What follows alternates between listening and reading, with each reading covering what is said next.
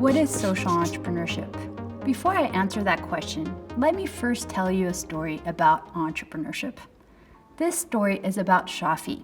Shafi Mathur is from Mumbai, India. One night in 2005, Shafi's mother choked in her sleep and stopped breathing. Her family called an ambulance that got stuck in traffic and never arrived. In the end, they decided to drive her to the hospital themselves. Luckily, Shafi's mother survived, but it could have ended very differently. Shafi did not want such a stressful and potentially tragic experience to happen to anyone else from his family, or to anyone else for that matter. He was not going to solve the problem of traffic in India, but he could certainly improve the emergency response services available in Mumbai. He thus decided to create Dial 1298, an ambulance service that he hoped would become the equivalent of 911 in the US or 999 in the UK. In India, no such emergency service exists. Typical ambulances in India are basically white vans with a freezer box inside, used to carry dead bodies to the morgue. What made Shafi's ambulance service different from other emergency service providers was that,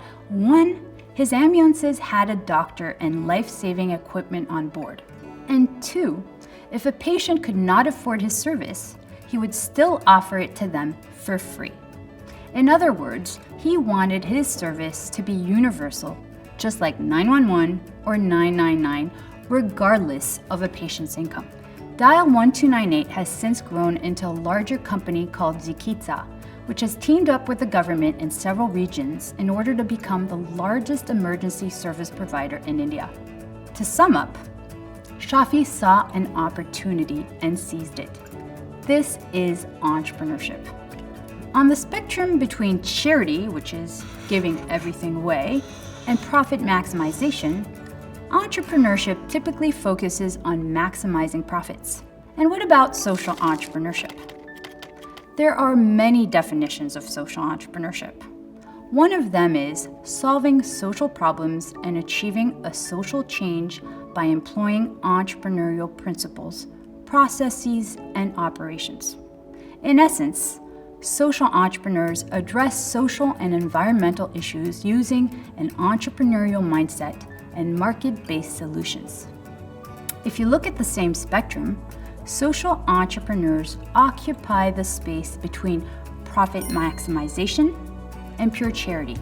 So, is Shafi Mathur a business entrepreneur or a social entrepreneur? Many of my students answer this question by saying he's a social entrepreneur, and they would be correct. However, when I ask them why he is a social entrepreneur, they often say, because he's saving lives. While true, this is not the reason why he's a social entrepreneur. The real reason is that he's willing to make less profit in order to make his service available to everyone, those who can pay and those who cannot. This is maximizing social impact. So, what are the differences between social entrepreneurs and traditional entrepreneurs? First of all, business entrepreneurs are constrained by the rules of the market. The market will weed them out if they are not profitable.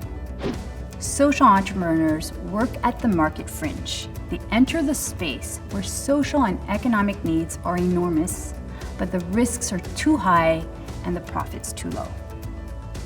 Third, they enter the scene where markets do not provide goods and services, and governments lack capacity and resources. Social entrepreneurs work with those that traditional business ignore: the poor and the excluded. They will work with ex-convicts, recovering drug addicts, people with disabilities, people that are generally marginalized and that business do not want to hire. Lastly, if things don't go well, business entrepreneurs can pick up and leave. Not social entrepreneurs. They are truly committed to their cause.